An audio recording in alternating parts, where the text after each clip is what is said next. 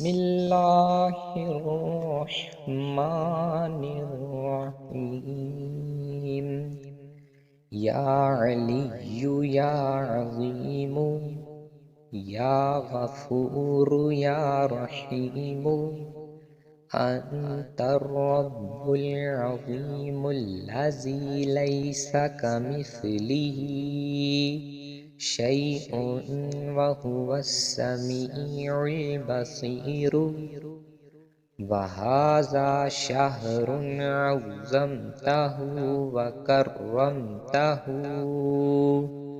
وشرفته وفضلته على الشهور، وهو الشهر الذي فرضت صيامه علي، وهو شهر رمضان الذي أنزلت فيه القرآن هدى للناس وبينات من الهدى والفرقان، وجعلت فيه ليلة القدر وجعلتها خيرا من 1000 شهر.